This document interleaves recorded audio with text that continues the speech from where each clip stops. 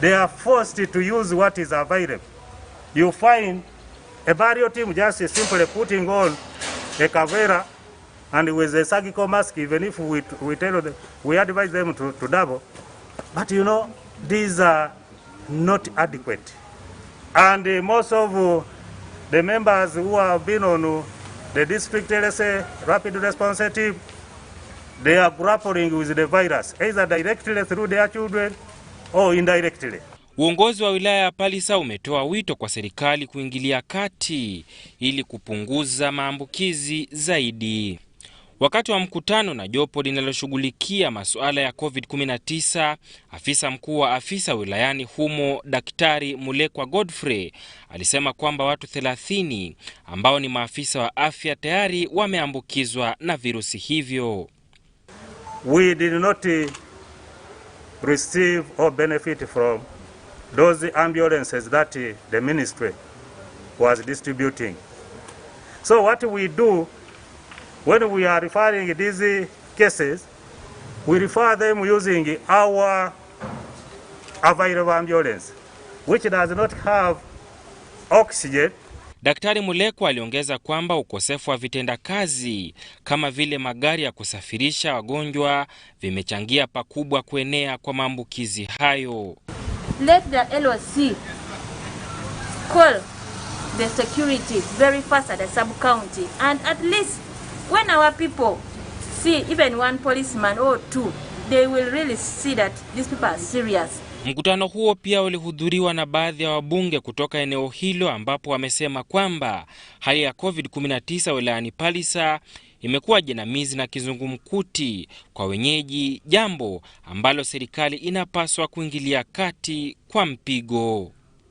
So when we look at the system, there are over 2,500 people who are now eligible. So we wanted really the people to understand that, you know, these doses are limited and they are going to cater for this category of people. Then other people, I think, will benefit from the subsequent batches. Kwenye awamu ya kwanza ya chanjo dhidi ya COVID-19, wilaya ya Palisa ilipokea dozi 4,420, idadi ambayo imeshuka hadi dozi 720 katika awamu ya pili. Members, on behalf of the committee, have received the 10 million and I hand over to the accounting officer.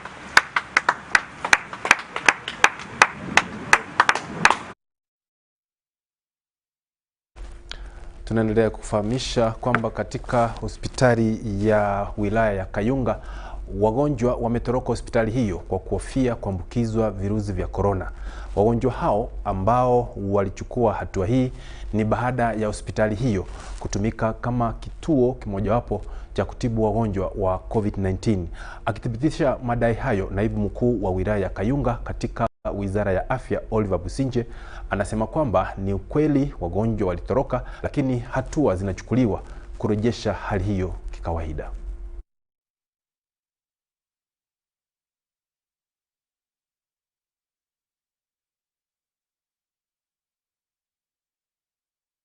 We've not had any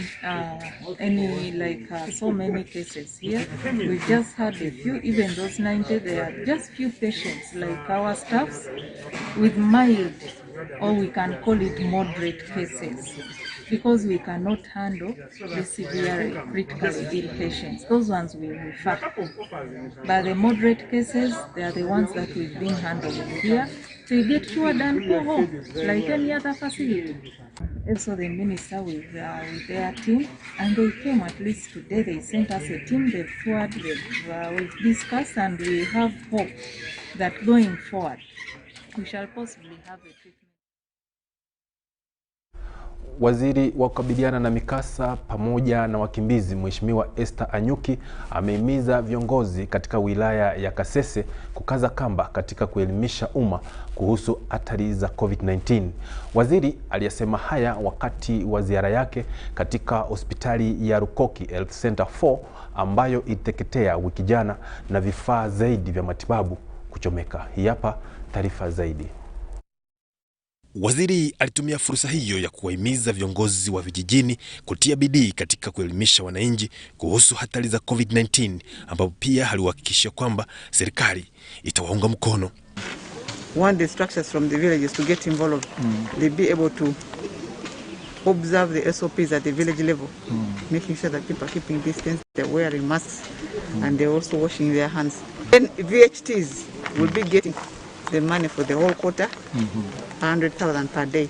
They are supposed to work with the health team on issues of surveillance, to be able to report whenever they get to see this kind of issues in the villages. So aliongezea kwamba kwa sasa serikali imebanwa na majukumu kutokana na idadi kubwa ya wagonjwa wa COVID-19 nchini. Take the issues of COVID very, very seriously, plus the security. Because if we don't do it from here, the ministry and government is already overwhelmed. We are aware of that. Overwhelmed to an extent that you cannot even blame anyone now. So we have all the leaders and the service deliverers should take the responsibility of fighting this pandemic. Hata hivyo, Anyakuni aliwaonea imani wakazi wa Kasese na kutoa ahadi kwamba serikali itaingia kati na kurejesha hali ya kawaida, haswa kwa vifaa na wadi zilizoteketea. Need a report, and I want to give you my commitment that I'm going to follow up to make sure that we have a replacement. We need a new block like this one, totally new block for the women, because this cannot be called a health center. Cell center 3. Kwa upande wake, mwanamke mwakilishi bungeni wilayani humo, Mheshimiwa Kabugo Florence, alitoa ombi kwa serikali kusaidia hospitali hiyo na gari maalum la ambulance ili kusaidia haswa kina mama wajawazito wakati wa siku zao. Some kind of isolated from other it is actually in isolation, and due to the terrain of this area, some women come here when they are very tired, and in case one gets any difficulty in giving birth, we need a vehicle that can rush her to another facility. UBC Habari.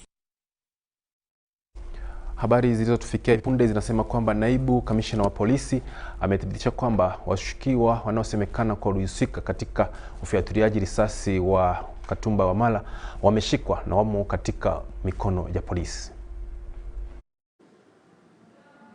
On the 1st June of General Katumba, and subsequently killing his loved daughter and the driver, have been got. The team zeroed on Master. We got Master.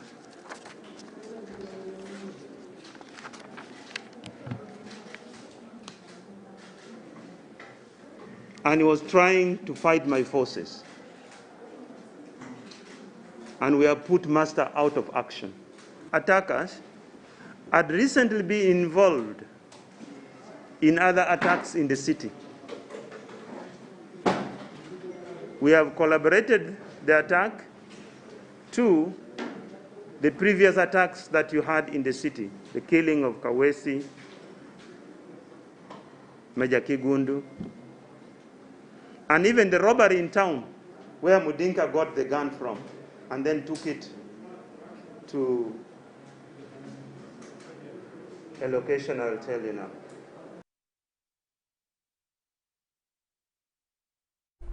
Wanasema kwamba mkono wa polisi ni mrefu popote utakufikia. Huku zoezi la chanjo ya COVID-19 likiendelea kote nchini, idadi ndogo inashuhudiwa kutokana na kile matabibu wanasema ni changamoto za agizo la kusalia nyumbani kama walivyoagizwa. Watu wengi wamelalamikia ukosefu wa usafiri kwenda kwenye vituo vya chanjo, huku wengine wakisema kwamba polisi wanawazuia njiani, jambo ambalo linawafanya kuchelewa. Chanjo dhidi ya COVID-19 ikiendelea kote nchini, idadi ya watu imepungua katika sehemu mbalimbali za chanjo, huku sehemu zingine zikikosa kabisa watu. Kulingana na matabibu wanaochanja katika sehemu hizi, wanasema kwamba upungufu wa idadi ya watu umesababishwa na sheria za matembezi zinazotokana na agizo la kusalia nyumbani ili kupunguza maambukizi zaidi ya COVID-19. Kulingana na taratibu za Wizara ya Afya nchini kuhusu chanjo ya COVID-19, waliopewa kipaumbele ni wale ambao walipata chanjo ya kwanza, walimu, matabibu, wazee wa umri wa zaidi ya miaka 50, wale wenye magonjwa sugu na wengineo. According to the guidelines that we received, we are only to immunize people who are getting second doses. So the first day we had everybody come for the vaccine. And then we had to sort them. We talked to them, though it was very painful because some of them suffered a lot, walking on foot from wherever to come for the vaccine. And it was unfortunate that we couldn't offer the service. However, baadhi ya sehemu zilizoanza chanjo kwa kuchelewa, wahudumu katika sehemu hizo wanasema kwamba sababu kuu ni walinda usalama ambao wanawakamata na kuwazuilia kwa muda. I want to say we are sorry. Somehow there are some interferences, especially on the time of start. Most cases, our health workers reach here a bit late, like 8:30 to 9. That's when the services start at peak. And the reason we all know, there are a lot of interferences on the way. And to an extent that today, most of our staff, we arrested on the way, despite them showing even their IDs, despite showing some other documents that we attached for them. They could generate all those documents and put them aside. So some of the clinics were highly affected. So I am also appealing, I'm using this opportunity to cry to the security personnel that if someone pleads to you that I'm a healthy worker, is able to show you an ID, another letter, there is a phone contact of a supervisor, kindly listen to them. Otherwise the community needs us. Walioweza kufika sehemu za chanjo wanasema kwamba wamelazimika kutembea safari marodi tambo za bigere nali nkolera no mutawo nine batusiba jakedi bazisiba ntambo de bigere okujena. Sadam Mubale, UBC Habari, Kampala. Tunawapongeza wale ambao wametilia mkazo chanjo kwa sababu ni njia mojawapo ya kukabiliana na janga la COVID-19. Unaendelea kupokea habari hizi kutoka UBC kujia moja kwa moja kutoka jiji la Kampala. Na sasa napumua kidogo, turejee na habari zaidi.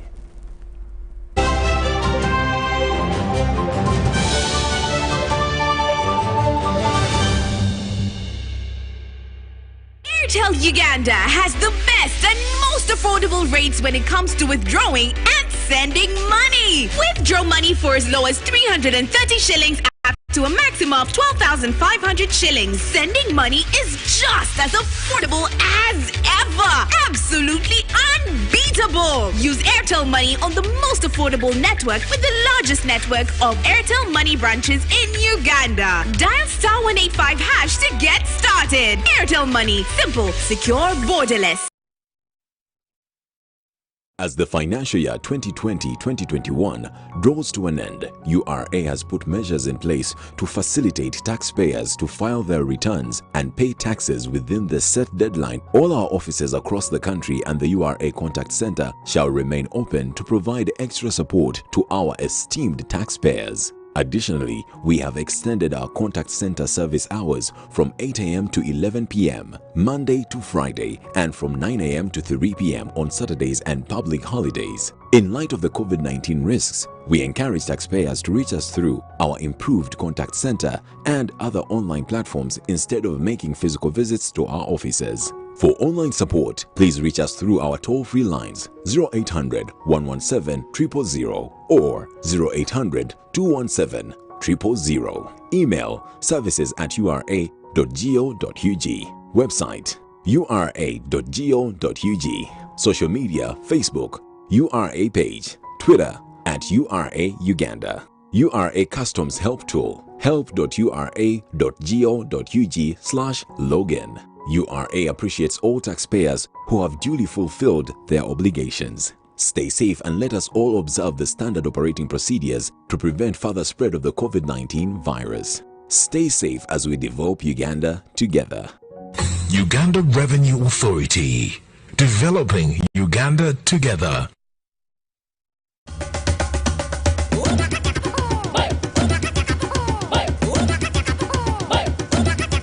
Experience 100% 4G speeds across Uganda with the Airtel 4G Pocket Wi-Fi available at 123,000 shillings only. It comes with a backup battery and 15 GB free for 1 month. Visit the nearest Airtel shop, device selling shop or Airtel online shop. www.airtel.co.ug/broadband-discover. Airtel, the smartphone network.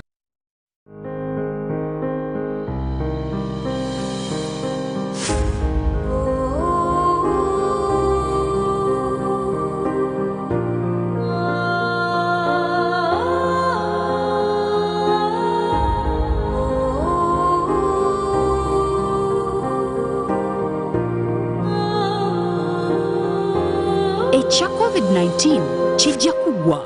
If we get vaccinated now, observe social distancing, wear a mask properly, sanitize or wash our hands with soap and water regularly. Together we can defeat this enemy.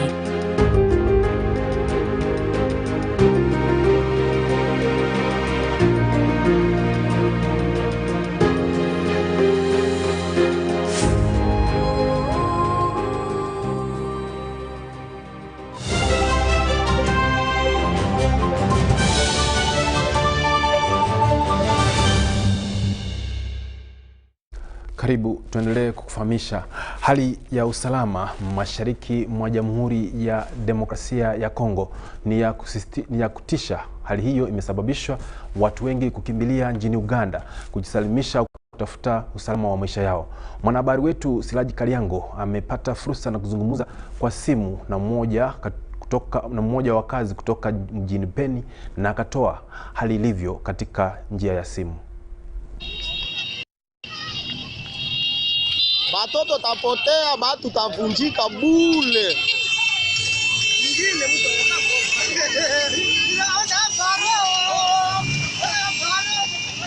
Usalama mjini Beni iko mbaya sana. Warebele wanaita ADF walituingilia wakatuua tena. Waliingia Ruangoma. Ruangoma iko 3 kilometre kutokea Murompwe ya Beni karibu na Paida. Waliingia wakaua wananchi usiku na saa 5 ya usiku. Unajuaje kwamba hao ni waasi wa ADF? Hakuna makundi mengine? Hakikisho gani ambalo unatoa kwamba hao ni waasi wa ADF nalo? Nawaza kama ulikuwa nafuata story ya mgini Beni miaka 5, kulikuwa wa politician wakubwa walikuwa wamesema namuna ADF kunaua watu. Ikwe side ya Mutwanga, ikwe side ya nani ya Mabalako, ikwe side ya Ruangoma, ikwe kuendea Bunia, watu wamelalamika na kusema waziwazi ya kwamba ADF kunaua watu. Na pia mingine wamekufa, wengine wamebanwa na tunawaona na macho wakisema kwamba iko wa ADF. Sasa ndio maana tunaaminisha kwamba wenye wanatutesa huku ni warobo kutokea Uganda, wao wanaita ADF ndio wenye wiko na watu hapa. Kufikia sasa ni watu wa aina gani ambao wameuawa na kujeruhiwa katika mashambulio ya hawa ambao wanaita waasi wa ADF? Ni wa civilian. Hawa warebo hawakuje kuataki kambi za jeshi, wanakujaka tu kuataki wa civilians. Wanawaua mashambani zao, wanaua ndani ya nyumbani zao. Kwa mfano jana hayo wanakuja kuua watu. Asubuhi tumepata tayari maiti 11. Ni wa civilian walikuwa ndani ya nyumba zao, wanaingia wanabomola, wanawapiga mapanga ndani ya kichwa. Wanachoma ingine manyumba zao. Ruangoma ni kilomita 3 peke yake kutoka muvile ya Beni. Na tunajiuliza sasa tuko kwa etat de siege. Jeshi ndio yenye na control kila kitu yote. Ukaenda kwa governor iko jeshi, unakuja kwa meya ni jeshi, burgomestre ni jeshi. Lakini hali ya mbele wakati tulikuwa tukiangali na wa civilian ndio wenye wiko wa authority, inakuwa kama tu saa wakati hii enye tuko na jeshi haikwenda kama hatuone hata change moja. Watu wanakaa kuuawa ndani ya town ya mgini ya Beni, inakuwa kwa tabu sana. Jeshi linasema nini ama linafanya nini kuweza kukabiliana na hali hiyo? Jeshi nasema kunapigana nao, isipokuwa vita hii unajua wanatumikiza term yenye hatusikia. Wanasema iko asymmetric, haiko conventionnel. Ndio kusema sio kusema rebo iko pale na jeshi yake mnaenda mnapigana naye, hapana. Wale wanakuwa kama wanapotea, unakosa kama utawapata wapi. Sasa hiyo vita inakuwa kama iko asymmetric. Tumeshateseka. Asante sana kuzungumza na UBC Kampala. Asante. Nashukuru sana.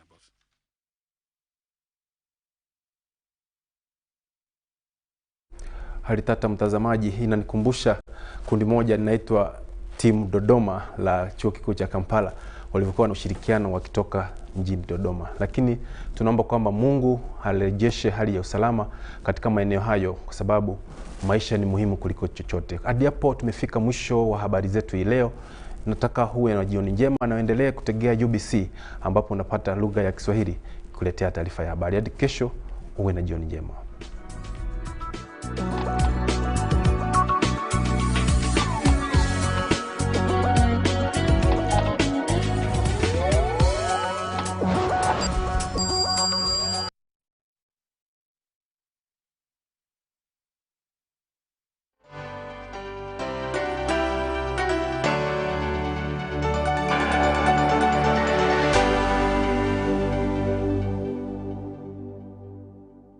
Fellow taxpayers, ladies and gentlemen, my name is Joseph O. Okuja, and I am a tax consultant and a tax agent practicing under the brand name Libra Advocates and Consultants. I come to you as a messenger to preach the good news of voluntary tax compliance